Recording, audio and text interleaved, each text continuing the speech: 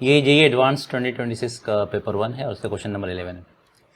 तो क्वेश्चन पढ़ लीजिए पहले एक बार और खुद से ट्राई कीजिए, जब नहीं सॉल्व हो तो फिर इसका सोल्यूशन देख लीजिएगा। इसमें क्या कह रहा है कि इस फिगर में कि इंसुलेटेड कंटेनर ये पूरा is fitted with a thermally conducting but immovable partition P1। तो ये फिक्स्ड है, मैं लिख दे रहा हूँ यहाँ पे, है ना, दिस इज फिक्स्ड, ये मूव नहीं कर रहा, right. And freely movable but thermally insulated piston P2, ये आपका मूवेबल है। ओके, कोई दिक्कत नहीं। The partition P1 is thermal क्या है, विथ थर्मल कंडक्टिविटी K, इसका थर्मल कंडक्टिविटी K दे रखा है, क्रॉस सेक्शनल एरिया A है विथ X। तो ये सारी चीज़ें दी हुई हैं। इसका divide the container into 2 sections, ये S1 सेक्शन और ये S2 सेक्शन, ईच कंटेनिंग 1 मोल, इसमें भी 1 मोल है और इसमें भी 1 मोल है। कैसा गैस है, ऑफ मोनो एटॉमिक गैस। मैं लिख लेता हूँ सारा कुछ जो जो इन्फॉर्मेशन दे रखा है। मोनो का मतलब हो गया 3R/2, इसका CV होगा, और CP क्या होगा 5R/2, राइट। गामा की अगर ज़रूरत पड़ेगी तो मैं यहाँ लिख लेता हूँ 5/3, okay. Now the piston P2 moves freely such that gas in S2 is always at the atmospheric pressure, यानी इसमें जो प्रोसेस हो रहा होगा इस वाले चैम्बर में, तो वो आपका आइसोबेरिक प्रोसेस है। मैं लिख दे रहा हूँ ताकि आसानी होती चलेगी, ये आइसोबेरिक प्रोसेस है, ठीक है। और इसका चूँकि ये पिस्टन फिक्स्ड है तो इधर का वॉल्यूम क्या होगा, फिक्स्ड हो गया, तो ये आइसोकोरिक हो गया। इसमें जो प्रोसेस होगा वो कैसा होगा, आइसोकोरिक, ठीक है ना। प्रोसेस मालूम हो गया, इधर आइसोकोरिक इधर आइसोबेरिक।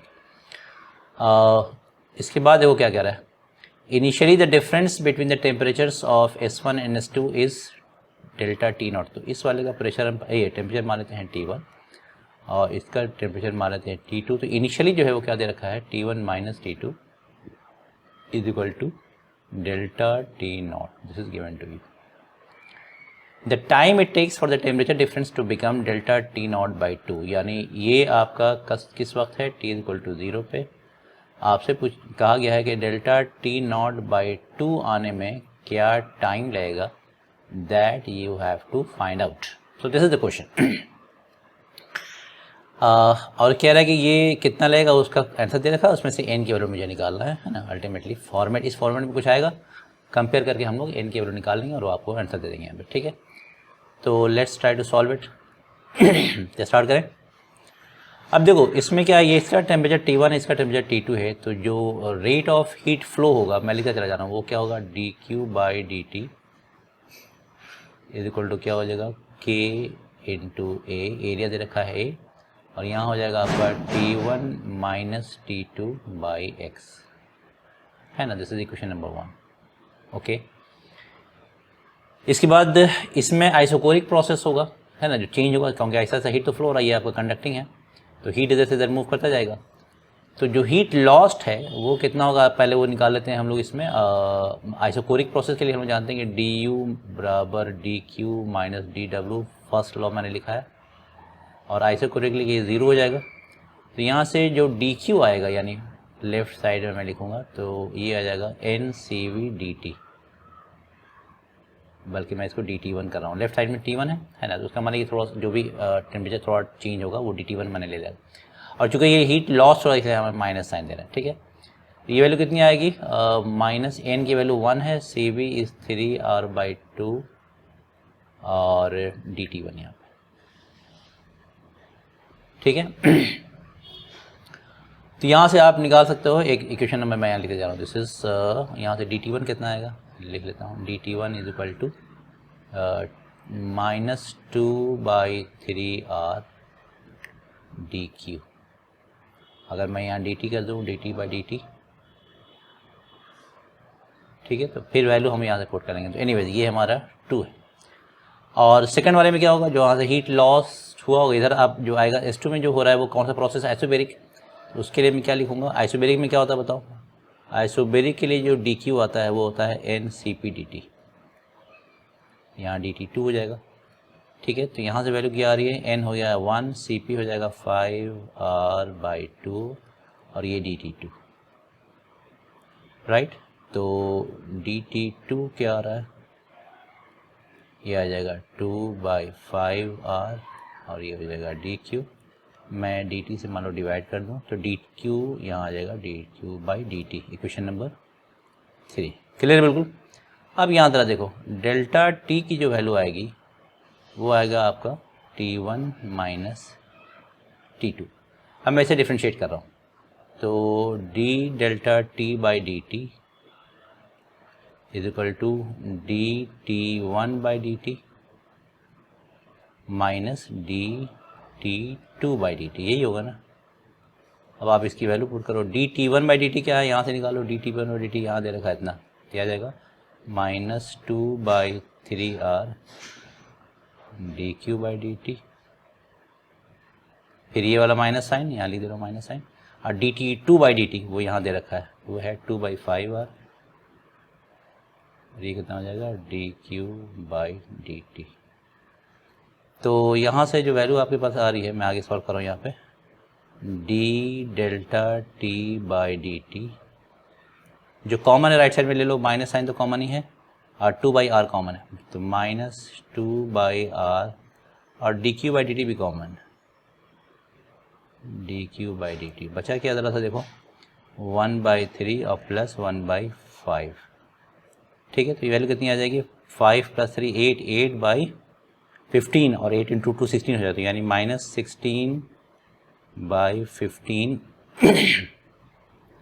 -16/15 आर ही होगा ना, और dq/dt है तो dq/dt की वैल्यू यहाँ से पुट कर दो, ये वाली वैल्यू जो आ रही वो कितना आ जाएगा ka t1 माइनस t2 की जगह मैं लिख ले रहा हूँ डेल्टा t, कोई दिक्कत नहीं है क्योंकि t1 माइनस t2 यहाँ देखो डेल्टा t है ये वाली।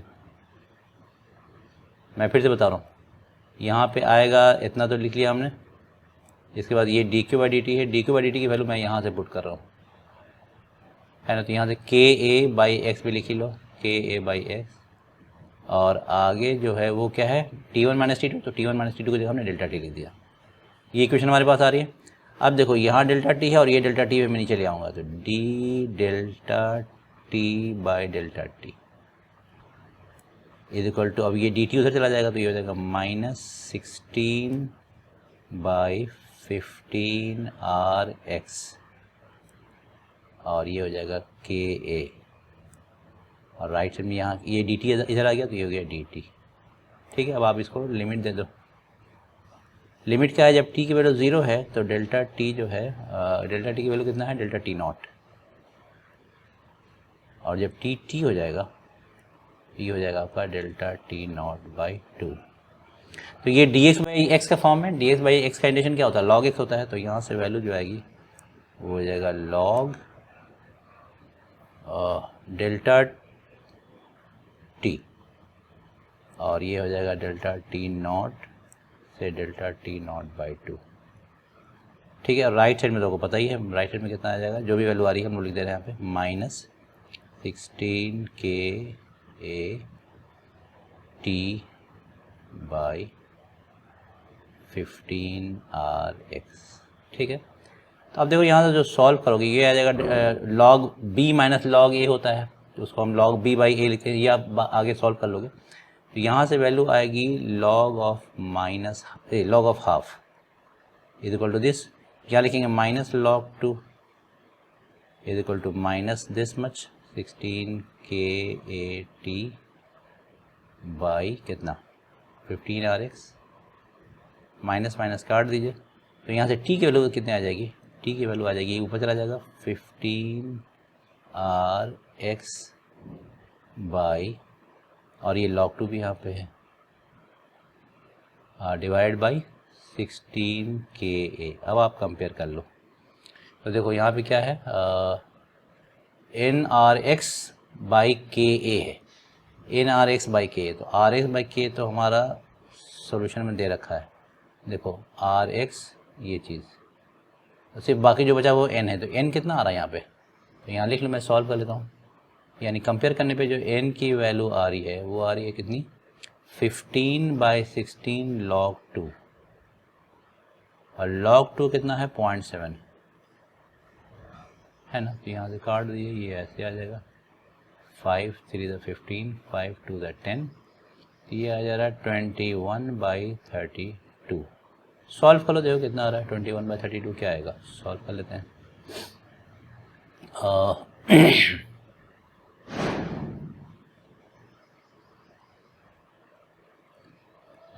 0.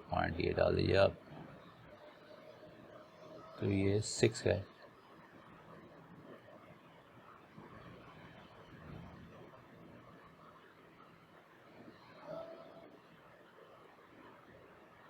तो रफली 0.660 आएगा, है ना। तो ठीक है, देखिए यही आंसर है हमारे पास यहाँ पे। So you got the answer.